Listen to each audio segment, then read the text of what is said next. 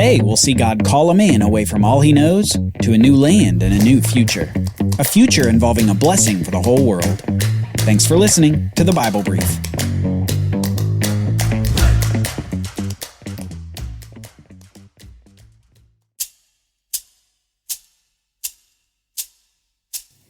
Go from your country and your kindred and your father's house to the land that I will show you.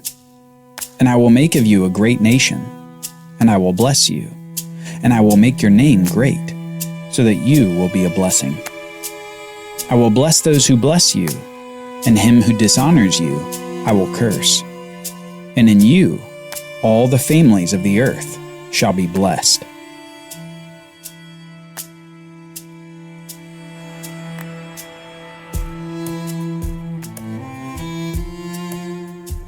Ten generations prior, Noah had built the ark and survived the great flood with his little family.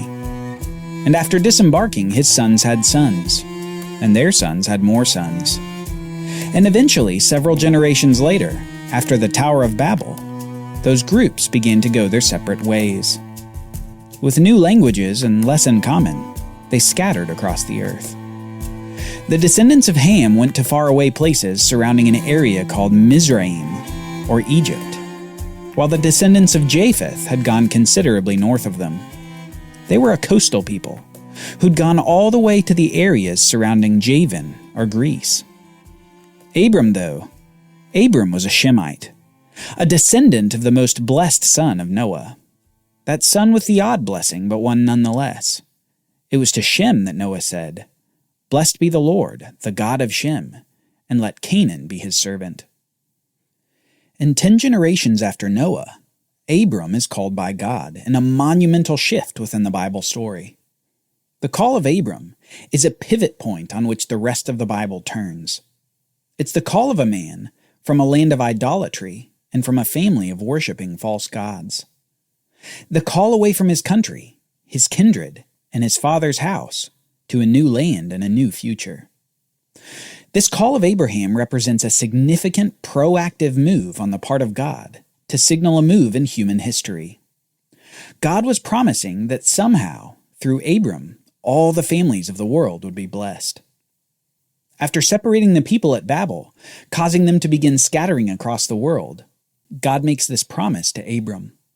All those people, all those nations, somehow are going to be blessed through you, Abram. But that's not all that God promises to Abram. God says, "I will make you a great nation.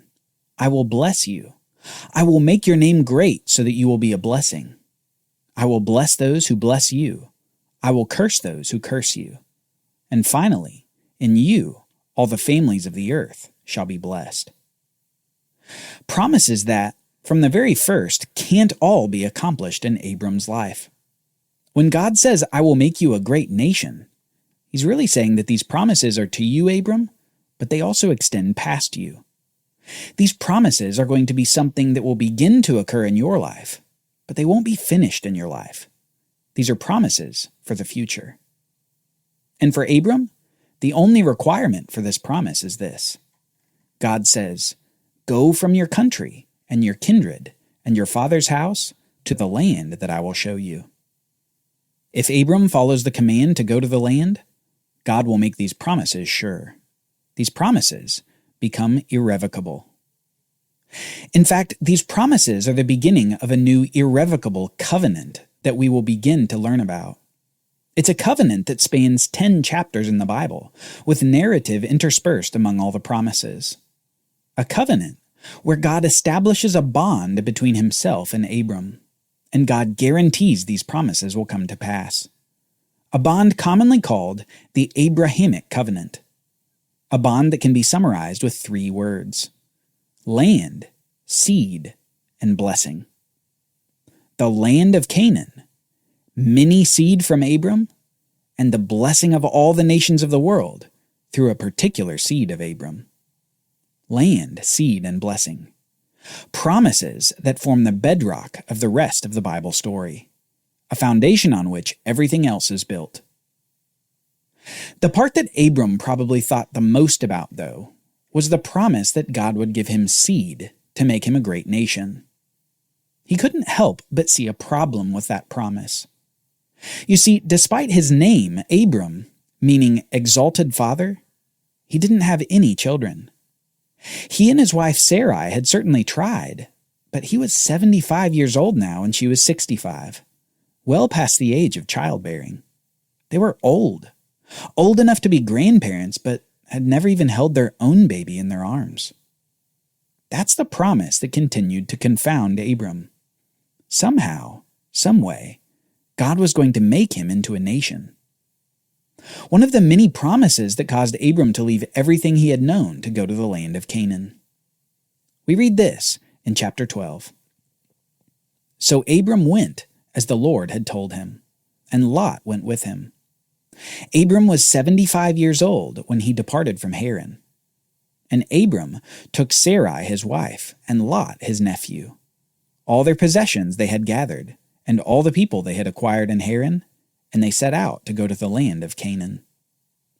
When they came to the land of Canaan, Abram passed through the land to the place at Shechem, to the oak of Moreh.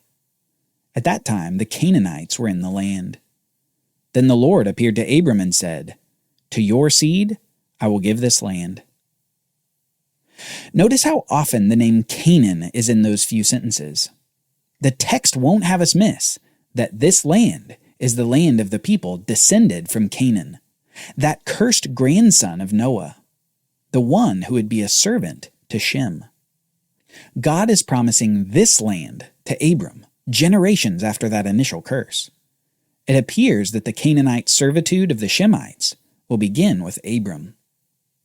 And Abram, upon hearing this from the Lord, builds what Noah built after the flood, a sign of worship and a sign of confidence. Abram builds an altar, and then another altar on land not yet his, the land of Canaan, not yet conquered, but sure to be eventually. The text continues. So he built an altar there to the Lord who had appeared to him. From there he moved to the hill country, on the east of Bethel, and pitched his tent, with Bethel on the west and Ai on the east. And there he built an altar to the Lord, and called upon the name of the Lord. And Abram journeyed on, still going toward the southern end of the land, called the Negeb. Interestingly enough, Abram doesn't simply stop upon entering the land of Canaan. He goes from the far north of the land to the far south of the land, almost as if touring what God had promised him, scoping it out, as it were, before finding a place to settle down a bit. But soon after entering the land, a problem presents itself to Abram and his entourage. There was no food.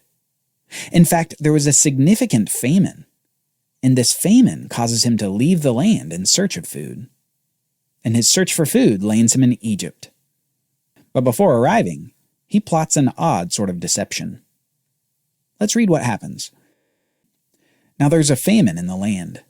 So Abram went down to Egypt to sojourn there, for the famine was severe in the land. When he was about to enter Egypt, he said to Sarai his wife, "I know that you are a woman beautiful in appearance, and when the Egyptians see you they will say, 'This is his wife.' Then they will kill me, but they will let you live. Say you are my sister, that it may go well with me because of you, and that my life may be spared for your sake." When Abram entered Egypt, the Egyptians saw that the woman was very beautiful, and when the princes of Pharaoh saw her, they praised her to Pharaoh the king. And the woman was taken into Pharaoh's house. And for Sarah's sake, he dealt well with Abram, and he had sheep, oxen, male donkeys, male servants, female donkeys, and camels. Now it seems like Abram's plot was going swimmingly. Everyone had food, and Sarai was even able to live a great life in the palace. And it says, for Sarai's sake, Pharaoh was enriching Abram. Abram is probably content with this situation, but God isn't. God isn't a fan of Sarai being in Pharaoh's house. Next we read, "But the Lord afflicted Pharaoh and his house with great plagues because of Sarai, Abram's wife. So Pharaoh called Abram and said, 'What is this you have done to me? Why did you not tell me that she was your wife? Why did you say, "She is my sister," so that I took her for my wife? Now then, here is your wife. "Take her and go." And Pharaoh gave men orders concerning him, and they sent him away with his wife and all he had. Abram's fear of the Egyptians caused him to give his wife to Pharaoh. He certainly wouldn't have won a Husband of the Year award. And yet, God used Sarai's presence in Pharaoh's household as a means to enrich Abram, before finally causing Sarai and Abram's expulsion from Egypt around the end of the famine. And the state of the formerly small group is now a very rich entourage overflowing with goods. Chapter 13 of Genesis opens with this comment.